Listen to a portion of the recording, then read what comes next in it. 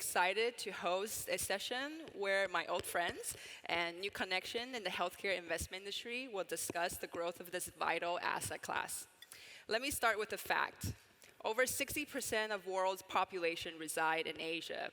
Raise your hand if you think this region collectively spends more than 10% of its GDP on healthcare. Okay. Raise your hand if you think the number is less than 10%.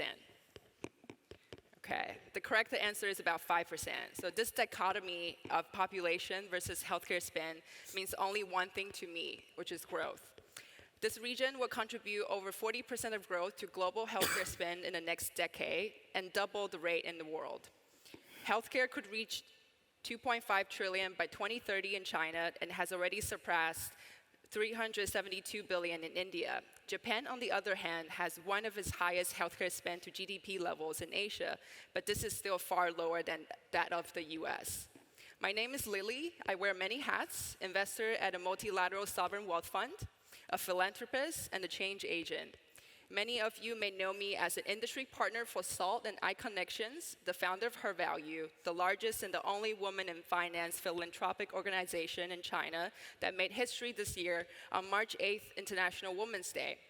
�her_value hosted China's first diversity and sustainability investment conference, putting diversity and inclusion principle firmly on the map for the first time in China. Currently, �her_value emphasizes mentoring to nurture upcoming female and diverse leaders in China, with Iris as a mentor for our first class. In this session, I'm wearing the hat as a healthcare investor and a Mira Scholar at Columbia University Irving Medical Center. After I lost loved ones to leukemia as a caregiver and overcame my own healthcare challenge as a patient, I founded the Inclusive Healthcare Asia Investment Initiative 2.5 years ago. The goal is to advance healthcare investments in Asia and establish it as a recognized asset class. The initiative was groundbreaking with the first of its kind investment report and conference, freely accessible online if you search Inclusive Healthcare Asia. Jennifer and Hoda were greatly supported of the initiative in the last 2.5 years as well. The community identified sharing more information and due diligence is critical to build Asian healthcare as an asset class. Now, this initiative evolved into New Health Investment Institute, which continues to provide periodic research and now includes US coverage. Also, in collaboration with Columbia University Irving Medical Center, my mandate is to build healthcare innovation system in New York City and abroad. This Friday, we'll be also doing the first Columbia University Healthcare Venture Fast Pitch competition in the city. Today, I'm delighted to invite 4 of my panelists to join me on this important discussion, including 3 women founders of their first asset management funds. The commonality for us, the 5 of us, is that we're all trained in healthcare, in medicine, pharmacy, biochemistry, medical research, healthcare operations. But let me start introducing our gentleman here. Dr. William serves as Managing Director and Chief Investment Officer of Logos Capital, a global life science investment fund focused on public-private therapeutic innovation. Prior to founding Logos, Dr. William was an investment professional at Fairland Capital Management, where he helped grow the development of its biopharma portfolio. Hoda is the founding partner of the firm called TVM Capital Healthcare, and also the managing director of Asia TVM Capital Healthcare in Singapore. In 2007, Hoda was the driving force behind the establishment of TVM Capital Healthcare in the MENA region, expanded the business to Singapore a couple years later to improve access to affordable, quality healthcare in Southeast Asia. Jennifer founded Sweef Capital as an independent firm in mid-2021, having led Asia and Women's Economic Empowerment Investment Programs for Small Enterprise Assistance Fund since 2018. She saw a unique opportunity to position an investment firm to respond to a major shift that recognized the power of women taking charge of their futures, which unlock significant value.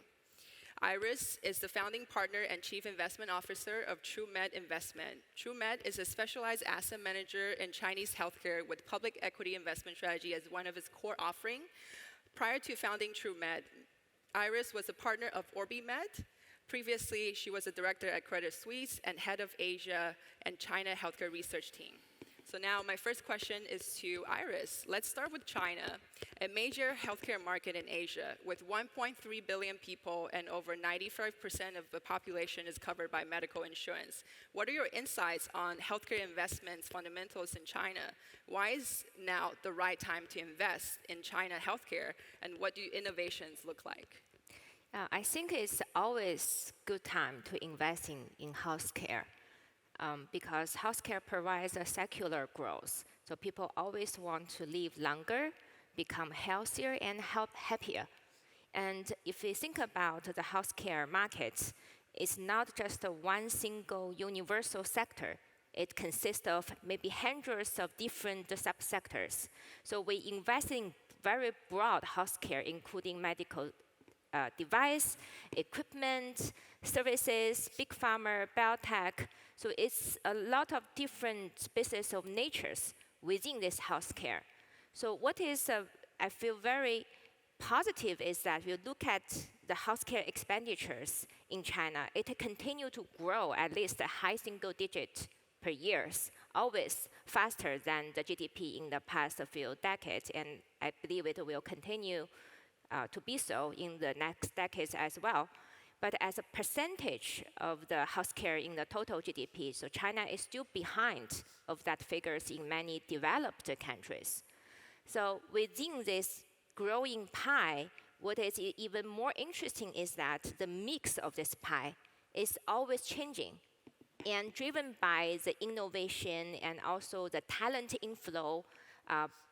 Many Chinese students, they are very well trained in the West, in the pharmaceutical industry or the medical school. Now they are returning China to apply their expertise and knowledge now to funding their own biotech or other healthcare innovation company. I just feel that the changing of this pie, the mix, is actually accelerating. So from the demand side, I think the growth will continue to be very sustainable in the next decades. And also, if you look at the supply side, we observe a couple of interesting themes recently. There's always something new, but it's just something we focused right now. The first is China is becoming an increasingly important innovation engine in the global biotech space. So for example, despite of the COVID and then lockdown in the past 3 years, if you look at the dollar amount of the licensing deal from China biotechs to global big pharmas, the deal amount is actually increased a lot, over 20 billion in last years. And the number of deals announced every quarter is continue to grow. So about 20 years ago, when I just started my career as a consultant, I remember many big pharma was setting up their R&D centers in China. Now they are downsizing their in-house R&D in China, that they are setting up their business development office because they are looking to the pipelines. They can licensing that IP and commercialize that in the Western countries. Especially for some new modalities like cell therapy or antibody drug conjugate, those complicated to make drugs, some new modalities because of the lot of engineers, very talented scientists, they're working really hard. So they can make some innovation faster, cheaper than their counterparts in the developed countries. The second is that because of the innovation, we feel many healthcare service operation has been dramatically improving, driven by the digitalization. So they can do very small and detailed healthcare high-quality data and use those data to improve the procurement solution, the value chain, and their daily operation. So that's why for many medical service in China, the cost is actually a fraction of the similar service in many other countries. And we just see this scale continue to go up and the cost structure continue to optimize, and eventually it will benefit increasing number of patients in China. And also another interesting thing we focus on is the high-end manufacturing. So in the past, many high-end, like medical consumables or high-quality pharmaceutical machinery, are mostly imported from the other countries.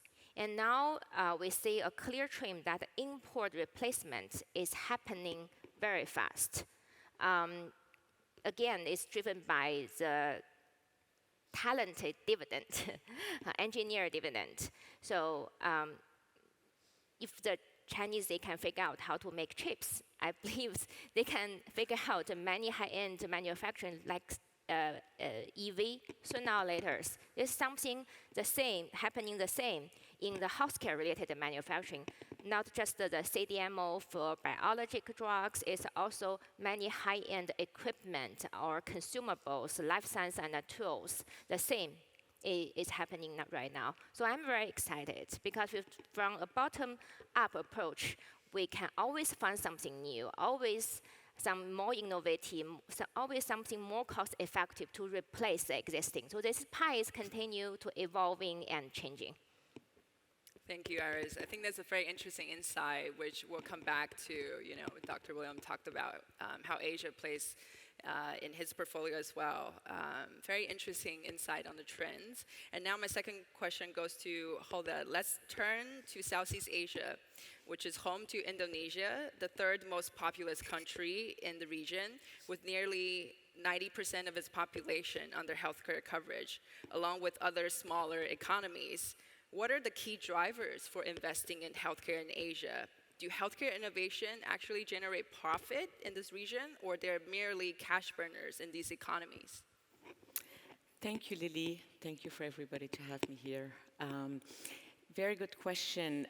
It depends what we mean by innovation, Lily. If we mean innovation of pharmaceutical or biotech, I think there's so many other things that these countries, especially in Southeast Asia, in healthcare basic needs that are important that I would say this is not a priority. The priority of innovation is to think about innovative business model to deliver care. I think COVID, everybody realized that care that is delivered in a hospital is not a scalable, it's not always quality, and it's not always affordable. So what we invest in Southeast Asia and our Fund 3 that we're raising now, and your question, does it make money? It does. We proved it that taking care outside of the hospital is not only impactful for our society, but also can generate a lot of return. We were able to generate 20% net IRR. We were able to create very good business model that alleviated some of the need of care in the society. So, for example, why do women that is not sick need to go to the hospital for basic care? When she's pregnant, she can go to a clinic. Orthopedic care, day surgery, diagnostic. Old people doesn't need to go diagnostic to walk into a hospital. So doing that, taking care outside, providing specialty care, is something that creates a sustainable system. It's something that is scalable, that makes money, of course, but also makes the system a little bit more resilient if there's another crisis. Now, another thing in healthcare, as Iris said, there's so many different verticals in healthcare, manufacturing, local manufacturing. Also, this is another thing we invest in, and then COVID made us realize that you need local manufacturing for drugs. It doesn't have to be innovative drugs, basic drugs. So these are a couple of things that we invest in Southeast Asia: Indonesia, Vietnam, Malaysia, Philippines, and Thailand. What's also interesting in these countries is that you can leapfrog compared to the more advanced countries. So one have to think how the digital innovation can be put on top of those service models. So this is where innovative business models should start coming. And in our asset, we always make sure that the entrepreneur think about that, because it's not only sustainable and make them resilient to crisis, but it's also able to serve more people and provide better quality. And this is now the secret, is how do you bring that digital innovation and that traditional business model and combine them together? And this is what we try to do. And I think, again, like I said, in Southeast Asia, I think we can leapfrog because there's a lot of this infrastructure that doesn't exist yet. So working on that can really improve things. I see. And I think then that's a very interesting observation because a lot of folks have the thesis that economies in Southeast Asia are very small for these kind of innovation to scale and may take some time. But what you're seeing on the ground with these entrepreneurs, it seems like they're very solid business targets or investment targets to invest in. And Correct. I appreciate you sharing kind of the IRR numbers as well of what you see. That's very, very useful. And then the third question, let's go to Jennifer. Though Sweef is sector agnostic at this moment, but your background in healthcare operations and investment with GE Health is notable. So what opportunities do you see in Asia, and what would make you more confident and comfortable as an asset manager to develop a dedicated healthcare strategy for Asia, and also what you see in the market as well? Thanks, Lily, and good morning, everyone. It's a pleasure to be here with you today. As Lily alluded to, Sweef as a fund is an impact investment firm. We focus on healthcare, education, food and climate resiliency, investing in EBITDA positive businesses across Southeast Asia. But actually, Sweef's origins were linked to healthcare. So when I moved over from Europe, having led the private equity team at GE Capital, when I got on the ground 14 years ago, I was spending a lot of time with my GE healthcare colleagues, working on an initiative around how do we bring affordable, accessible, high-quality healthcare to Asia Pacific, particularly in the growth markets around Singapore. And what we were finding at that time, and this, as I mentioned, was 14 years ago, is a lot of the capital being invested in healthcare at that time was in large hospitals linked to real estate projects. And actually what we saw when it was needed, even on the hospital side, we thought that the region could benefit from investing in a smaller healthcare footprint and have a sort of a hub model with a spoke of primary care clinics around that hospital, delivering on the healthcare needs of that particular district. And so we saw when we thought about that investment, the other thing that we were noticing was that the role of women in the healthcare system was being undervalued. So when you look at the situation of care professionals, and 80% of those care professionals are women today, we weren't doing a great job as an industry on really being thoughtful about how to bring all of the innovation that was happening in the industry, whether that was from a clinical perspective or a devices perspective, bringing that knowledge to the frontline workers who were delivering care. We were also seeing a picture of whether it was medical research or innovation, anything that was relating to women's health was being underfunded. And so ultimately, that's where we picked up on the idea of the fact that women were being undervalued in the healthcare system and wanted to make a difference to that. And so the model that we've been working on with Lily around inclusive healthcare. So really thinking about affordability, accessibility, how do we bring equality to the healthcare system, and how do we support healthcare literacy? So from the perspective to today, many of those opportunities still exist. We really are working very hard in this region, whether it's the governance, the medical professionals, funders like ourselves, and picking up on some of the themes that Iris and Hoda alluded to around every aspect of healthcare, very much the development of primary and community health. How do we ensure that people in the region are being integrated into the healthcare system earlier? We're really thinking about preventative health and how to make that happen in a better way. So we're taking the burden off the hospital system when people are coming when they're really at an acute stage. In their healthcare needs. As well, everything around that going into secondary care. There's many areas within this region that still need to be developed. We don't have a lot happening here at the moment around more ancillary areas, rehabilitation, physiotherapy. We've got to be bringing these models into region if we are going to have the affordable, accessible, high-quality healthcare system that we would like to have, as well as on the hospital side. We still have needs across the entire country. Many of the more specialist needs at the moment in these countries are being delivered in the capital cities or larger cities. And we do have challenges there as far as actually getting medical professionals, once they've done their training, to be willing to go back out into the more remote areas. So there's things like that we're tackling here at the moment, as well as the ability to bring best practices and knowledge from other systems into region and allow that transferability of knowledge, allow healthcare exchanges to be happening, but slowly regulations are opening up there, which I think will be great for the development of healthcare systems. So from the opportunities perspective, there's still a lot of great opportunities, whether it's in primary, secondary, or tertiary, or ancillary services around the healthcare systems. Now, on your other point, Lily, about, what would it take for us to be, as Hoda's doing, raising dedicated programs for healthcare?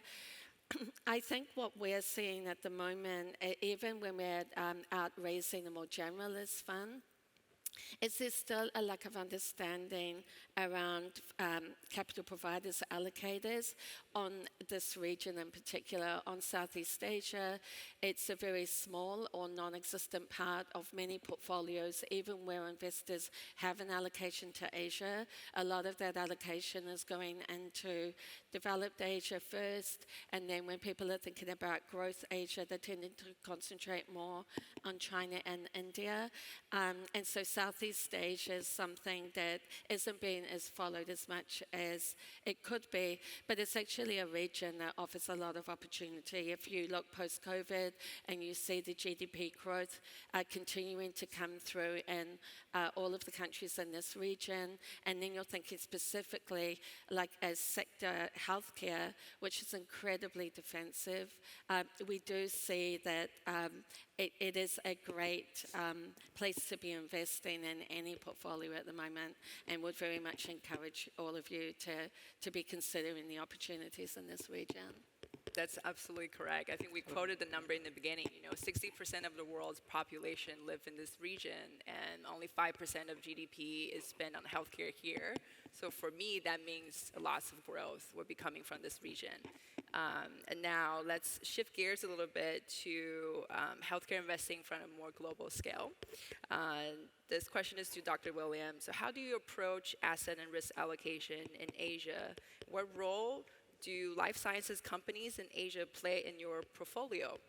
Are they a model for risk balance with predictable cash flow, which focus on more large-scale manufacturing, like what we talked about before, or rather than innovation? Are they high-risk, high-reward ventures like those of the US biotech asset class? Yeah, that's a good question. For us, we're diversified biotechnology and pharmaceutical investors. And so we're really focused on end product markets, taking on clinical risk, developing assets from phase 1 all the way to phase 3 clinical trials, and then garnering FDA approval. So to the first question about how do we approach asset allocation to biotechnology companies in Asia, the answer is selectively, but also with hope that the end markets in Asia will continue growing over time. And to your comment about 5% of GDP is basically spent on healthcare in Asian countries. In the US, that's about 15 to 17%, or over $4 trillion per year. The prescription market alone in the United States is $500 billion. So diversified venture capital investors that are investing in biotechnology companies, knowing that there's a 12% rate of success from phase 1 all the way to phase 3, can create a portfolio knowing that there's a pharmaceutical acquirer at the end of the journey should clinical data prove to be viable or successful, whereas in Asia, it's still in the early innings. The Asian model for more or less developing biotechnology companies and growing the ecosystem has evolved, I would say, over the last 5 years. At first, it's really been about how do we gain and garner access, whether it's through political means or regulatory means, to the Chinese market.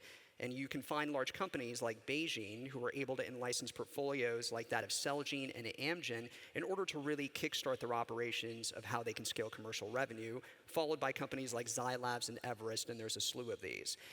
There's been a change in the last couple of years, especially with the 2021 biotech boom, to where we've seen a lot of companies emerge in the Asian markets that are now trying to innovate in developing new chemical matter and new entities of clinical drugs that they want to advance to themselves. There's two, I would say, key issues, and then there's two really, quite frankly, fascinating and promising facets to this. The first issue is that the global markets for revenue, which is if you want to invest in a company, you're investing based on a discounted cash flow model, or hopefully revenue and profitability in the end, are the US, Europe, and Japan. And so if you're running a Chinese FDA-certified study, you will still have to file for a US IND or a European CTA to treat European and American patients in order to garner access into the US market. So when we look at innovative Asian companies in the biotechnology ecosystem, we're looking at the clinical data that is emerging from centers of treated patients in the region, and then whether or not we believe that that data will translate to a successful IND approval to begin treating and running clinical studies in the US and then in the European regions. The second issue is funding. And there is a very large institutional capital base in Western countries that has very much begun to understand and to dissect how to assess clinical trial success from failure and ultimately be able to delineate via a diversified portfolio as to how to construct more or less an entire ecosystem of assets that are all at risk. I think that we're beginning to see the early kind of growing institutional capital base in Asia that's beginning to do this. And I do think that as the end markets and you get and garner greater access to these prescription medicines continues to grow over time, there will be a lot more dollars that basically follow, especially if reimbursement begins to align with what we've seen in other Western markets. The two really amazing things that I would say that have begun to grow is that there are certain domains that are really, I would say, excelling in Asian markets, maybe even at a faster pace than what we've seen with Western US biotechnology companies. The first is cell therapy and gene therapy, to where there are institutions in Asia that have remarkable expertise in being able to genetically modify different cells, more or less for things like CAR T therapies, for tumor-infiltrating lymphocytes, and leveraging novel gene editing technologies and complex mechanisms to use these new modalities for treatments. The second thing is that the Asian pharmaceutical or large pharma ecosystem is actually growing and excelling. Companies like Daiichi Sankyo and Takeda and Astellas are investing very heavily, I would say, in neighboring biotechnology companies and licensing programs and working as the big brethren in the ecosystem to put up financial support for a lot of the really interesting early stage startups. So I think watch those two things carefully, because as they continue to scale, you're going to start seeing quite a bit of invested capital coming into the region, especially for mostly incepted companies in the area. In the last thing that I'll say about kind of just the biotechnology ecosystem overall is that when you think about how to value these companies, there's really two key levers. One is volume, the other is price. Certainly in the US, not many of us, I would say, shy away from the fact that it's everywhere. We do have a US drug pricing problem in that medicines are very expensive, yet they are accessible. And so even though the US with 330 million accessible theoretical patients versus China's 1.4 billion is quite frankly at a large disparity, the number of accessible and more or less patients that can access these medicines in the US on a percentage basis is much higher. As you begin increasing access through hospitals and clinics and education and institutions in the broader Asian region, what you're going to find is that a small percentage of penetration within a very large end of the population can actually lead to very high volumes. And that could justify a lot of companies even more or less pricing their drugs at a very large discount to what we're seeing in Western European and American markets. And the second and last thing is that if you can't necessarily create a discounted cash flow model where the volume and the price will justify 8 years of clinical trials, almost $500 million to $1 billion on average to develop a drug, and then a 12% rate of success, what you ultimately need to do is either license, risk share, or ultimately partner with big pharmaceutical companies. So going back to that point, I think there's going to be a great synergy and a great ecosystem that develops between some of the long-standing Asian pharmaceutical giants that will continue to invest heavily in the ecosystem at the marginal dollar, as I would say the access and the end markets define themselves over the course of the next 5 or so years and really begin to see monetary and financial flow into smaller biotechs. I agree. No, I really appreciate that insight. I think this is the most diverse healthcare investment panel I've personally been part of in the last 5 years, because it's hard to get someone who's based out of San Francisco, does a portion of the portfolio for Asia, and 3 managers who are locally homegrown and been in the market for so long to be in the same stage. So now I just have a question then for Hoda, for Iris. Now you heard what Dr. Williams said in terms of observation from the other side of the planet Earth, 14 hours away. What are your thoughts about what he has observed of how this market and ecosystem can grow here, especially in China and in Southeast Asia, whether it's from the price or volume or FDA approval or just getting more access or innovation in general? What are your general thoughts? Yeah. You want to start? Maybe Honda first. Okay, I can start. It's very interesting. I mean, I agree with you again. I go back to what I said earlier. There's so much more on the basic healthcare access and delivery there is to do here, that this is great, all this innovation, but until it's there and until it's accessible to everyone, it's not going to create a lot of dent into the. I mean, if you look at Vietnam, people have to wait in line to even if they have cancer. We're not talking about access to new drugs in cancer, because unfortunately a lot of existing drugs that are not very new are still not. You can't even find them yet in Vietnam. Yeah. So there's so much to do before we get to the innovation in some of those countries, in the super innovatives. That is, for us, I mean, I don't see it's a big issue, because what's important is to try to create access to as many people for basic care and for drugs, and drugs that already exist in the market. How do you bring some of those drugs? How can these people afford it? The innovation is great, but it's a layer later, especially some of this innovation. And something you mentioned, I mean, biotech, investing in biotech, maybe China have adventured into I mean, they did, and Singapore, but unless you're close to the pharma, you're close to the clusters, you're close to the ecosystem, it's not very easy. And in the US, there's money. That's true, the drugs are very expensive there, but then this is what funnel into the innovation. So people have cash to put in this innovation. This is the biggest problem, is if each drug costs $1 billion, how much we can afford to create these drugs. I mean, I think now it's much easier with AI. I think this will, with COVID, it showed us that hopefully we can make it faster, quicker, cheaper. This is what we're looking all forward to. And that way, maybe it will make it come to the market faster and make it more affordable. And then you can think about the countries that need it the most, and especially our, in some of those, Southeast Asia country. I don't know if I answered the question. Yeah, and what about in China? So I don't have a single or quick answer, because I feel there's so much unmet demands there. So I'm thinking of many things. For example, I am looking for some truly breakthrough for some rare disease treatment. Yeah. So although it's called rare, and you think about a large population base in Asia, it's actually there's a very significant size of patients that are still waiting for some high quality treatment for them. Another thing, for example, we are looking for some breakthrough in Alzheimer. The good thing is still something coming up in the US and Europe right now. Belgium and Eli Lilly, they are doing something great. You think about the large population size, the older citizens in the Asia, China has an aging population trend right now. And also for myself, what's the best things I want is some breakthrough in the anti-aging.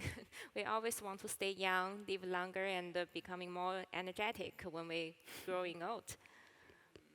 No, I really appreciate that. I think that's very interesting commentary to add to what Dr. Williams said about innovation from his observation. And now just to Jennifer, because we talked a lot about innovation from milestone-based, database, and et cetera. And you observed a lot in Southeast Asia of working with entrepreneurs and operators in that region across all sectors. And what are your views around how these operators are thinking about these kind of rigorous innovation process, so-called, getting clinical trials approval? Do you think that's something the operators and the ecosystem regulators locally are on the same page, have the same incentive? Just to comment around what also Dr. William observed from, about Asia as well. Yeah, I think on that side, I wanted to pick up on the point that Hoda was making around what we're seeing from the Southeast Asian perspective. Yeah. In the sense that we're almost at that phase before, where to get the accessibility out into the systems, we're still focused on just filling gaps with respect to basic needs in different clinical areas. Yeah. And I think that the professionals here would love to be bringing more innovation into the market and are following trends, but they have certain realities on how the breadth of the gaps here. And maybe to just give a quick example from a Vietnam context, as I alluded to this. In our prior investment program, we invested in a maternal care hospital in the Mekong Delta. That's a region that has 90 million people, so it's around 20% of Vietnam's overall population. And before this particular OBGYN physician made the decision to open up her hospital there around 15 years ago, the families in that region, in order to access their maternal health care needs and family health needs from a high quality perspective, were needing to travel up to Ho Chi Minh City. And actually 14 years ago, that was quite a difficult journey. Infrastructure's improved a lot since then, but that was, driving 4 to 5 hours. So it wasn't accessible. You can't deliver on family health care needs that are so far away. So she built her own specialist hospital in the major city, then Kanto. And then we funded that hospital, and then 8 years later used money from the Australian government to help you fund a second facility. As I said, the hub and spoke model, so 60 kilometres away, it delivered 80% of the healthcare needs within that particular town and the surrounding area. And for anything specialist, the patients could travel to the main hospital that she built first, and then we debt funded another facility. Now, that particular investment, it may sound from a US or European context as, well, that's quite basic.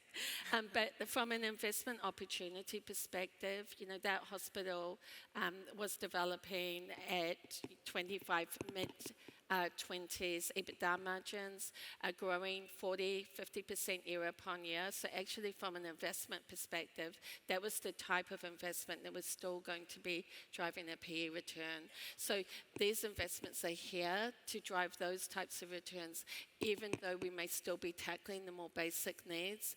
And then the idea of innovation coming through makes it even more exciting over the next decade.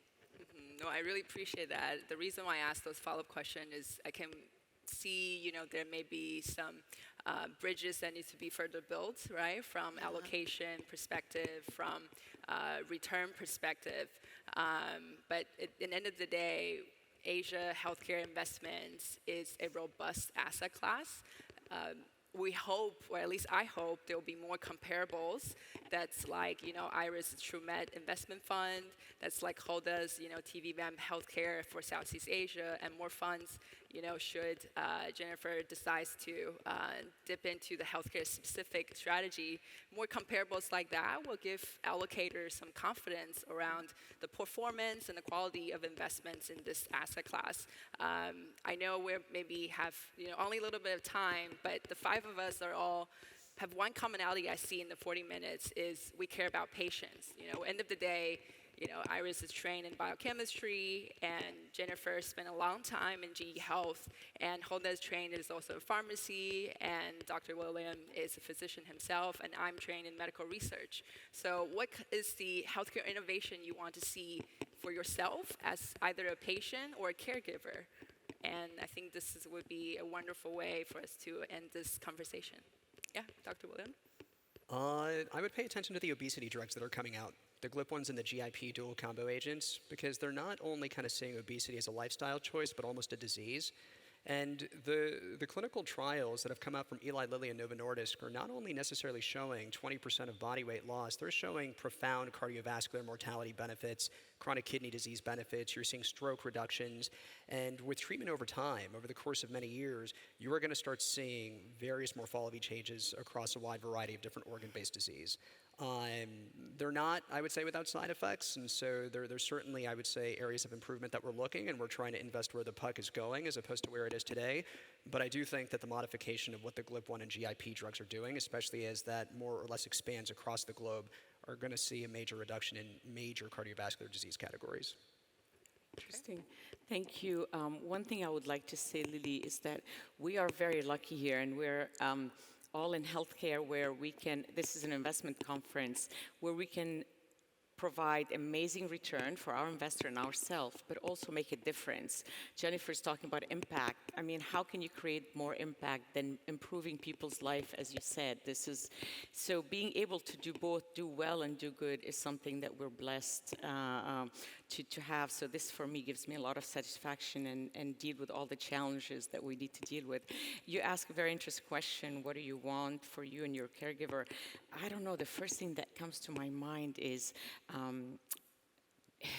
we need more drugs for Alzheimer, and yeah, this is the